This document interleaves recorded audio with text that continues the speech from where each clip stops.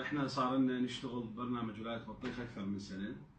تقريبا حكينا على كل المشاكل السياسية والاجتماعية اللي مرت بينا، لكن صار لنا اسبوعين واكثر من اسبوعين نمر بما يشبه التهديدات، وكنا ما نريد نطرح هذا الموضوع لانه دائما احنا خالين هذه المرحلة بحياتنا وقدامنا انه ممكن تصير، بس من الموضوع اشتد وصلت المرحلة انه اكو سيارات تابعة جهات حكومية تفتر بالمنطقة اللي موجود بها بيتي تسأل عليه.